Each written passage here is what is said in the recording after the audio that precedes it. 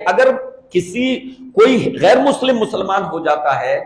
तो ये उसको किसी तरीके से उस पर इल्जामात कोई लगाकर उसको इस्लाम से फेरने की कोशिश करते हैं। लेकिन दूसरी गैर मुस्लिमों की जो तंजीमें, हिंदू जो तंजीमें हैं, वो आजाद हैं, उन पर कोई रोक टोक नहीं, उन पर कोई लगाम नहीं। वो जैसा चाहे बयान दें, वो जैसा चाहे मिशन चलाएं, वो जैसा चाहे ऐलान करें, उन पर कोई रोक टोक नहीं है। तो हिंदू तंजीमों की तरफ से बाकायदा ये मिशन चलाया जाता है कि मुस्लिम लड़कियों को लव के जाल में फंसाओ। लव जिहाद तो आपने बहुत सुना होगा मीडिया पर, लेकिन गैर मुस्लिमों की तरफ से भी लव के नाम पर, लव क्रांति, लव के नाम पर जो है बाकायदा मिशन चलाया जाता है। ये आप कभी टीवी डिबेट्स में नहीं पढ़ेंगे, नहीं सुनेंगे। लिहाजा गैर मुस्लिमों की तरफ से विश्व हिंदू परिषद, हिंदू जागरण मंच, हिंदू युवा वाहिनी, बजरंग दल, वंदे मातरम मिशन, भारत सेवा श्रम संघ, हिंदू सहमति संगठन और इसी तरीके की और भी बहुत सारी तंजीमें खुलकर इस मिशन पर काम कर रही हैं कि मुस्लिम लड़कियों को अपनी लव मोहब्बत के जाल में फंसाओ, और जब वो मोहब्बत के जाल में फंस जाएं तो फिर उनको निकाह का जो है ऑफर करो, और फिर उसको जो है उनको उनके मजहब से पलटाकर अपने धर्म में ले आओ। जाहिर है जब वो निकाह गैर मुस्लिम से कर लेंगी तो फिर वो उन्हीं की संस्कृति में जिएंगी, फिर वो इस्लाम पर अमल। और आप जानते हैं इस पर बहुत ही ज्यादा मंसूबा बंदी के साथ अमल हो रहा है। ऐसा नहीं है कि अलग टप उन्होंने यूं ही किसी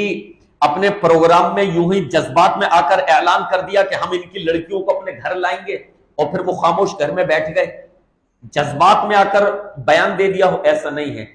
पूरी मंसूबा बंदी के साथ उनकी तरफ से मुस्लिम लड़कियों को अपने जाल में फंसाने के लिए मिशन चल रहा है।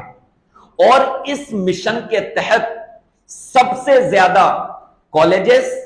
और स्कूल और यूनिवर्सिटीज की मुस्लिम लड़कियों को टारगेट किया जाता है। गैर मुस्लिम लड़के कॉलेजेस में पढ़ने वाले, इस यूनिवर्सिटीज में पढ़ने वाले, वो बाकायदा निगाह रखते हैं मुस्लिम लड़कियों को, और वो इस तरह के मौके तलाश करते हैं कि किस तरीके से मुस्लिम लड़की को हम अपनी तरफ माइल करें। लिहाजा इसके लिए वो मुख्तलिफ किस्म के हथकंडे और मुख्तलिफ किस्म के हरबे इस्तेमाल करते हैं। लेक्चर्स के नोट्स उनको दे देंगे कि आज जो सर ने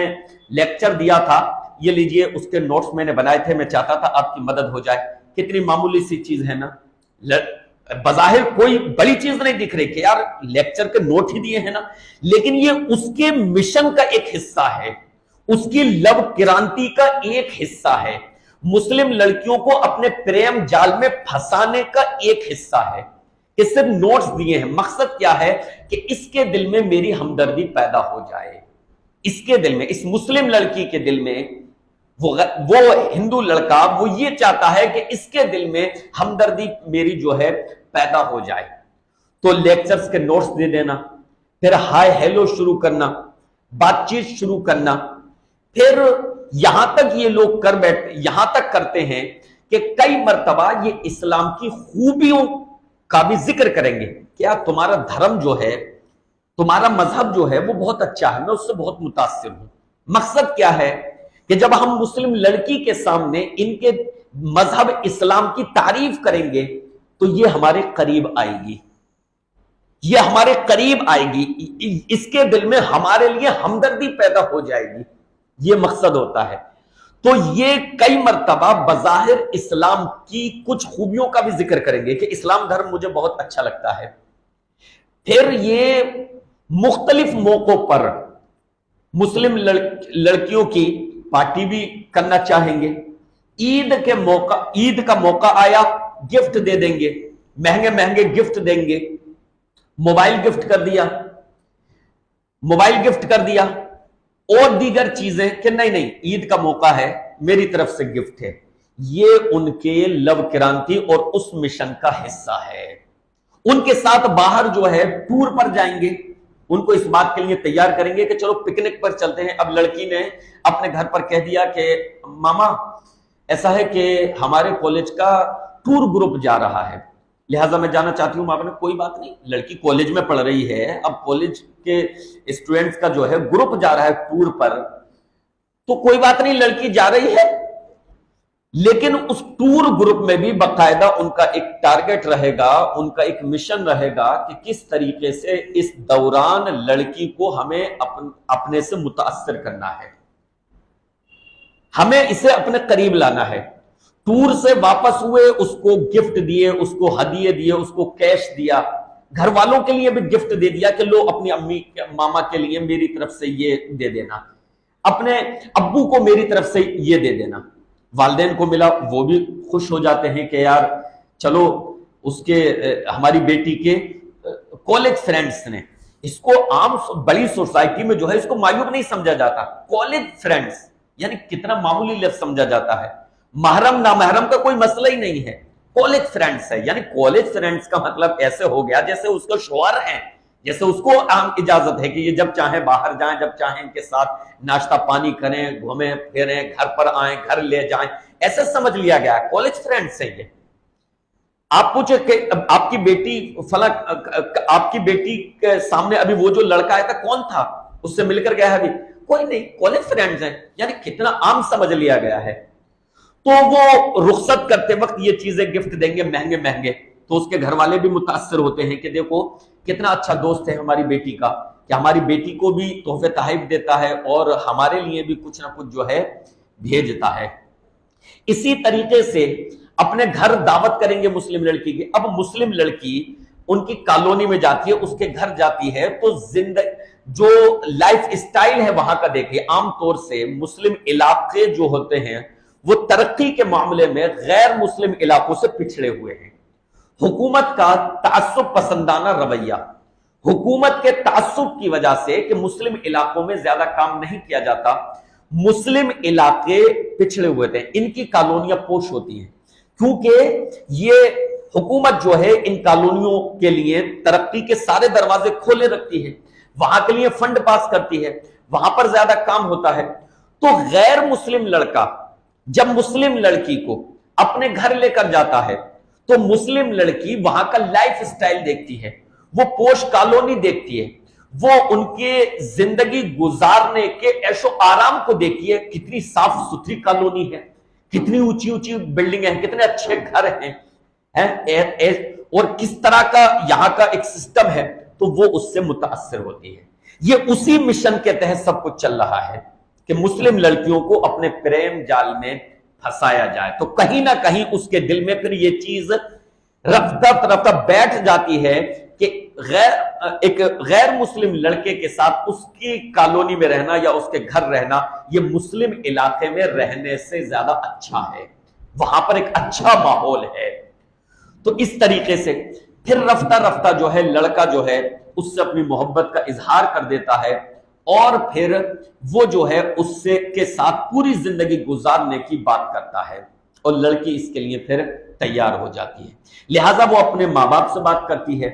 कि आप मेरे लिए लड़का तलाश न करें, बल्कि मैंने फला से जो है मैंने फला का जो है इंतखाब कर लिया है, एक लड़का है मेरे कॉलेज फ्रेंड्स में से, बहुत अच्छा है, अच्छी नौकरी पर है, सरकारी मुलाजिम है, सरकारी जॉब है, मामा अच्छा कमाता है, वो उसका एक लाइफ स्टाइल है, अच्छा घर है, हम उसके घर गए हैं, उसके मम्मी पापा बहुत अच्छे हैं, उसकी बहनें बहुत अच्छी हैं, बहुत अच्छे से बात करती हैं, कोई तासुब नहीं रखते, उनके दिल में हमने कोई नफरत नहीं देखी। ये लड़की सारी चीजें उस पर असरअंदाज हुई हैं उसके घर जाकर, और बाकायदा एक मिशन के तहत वो उसके साथ खुश अखलाकी से पेश आए हैं, लिहाजा वो अपने घर वालों को तैयार कर लेती है। अब घर वाले अगर राजी खुशी तैयार हो जाते हैं तब तो ठीक है,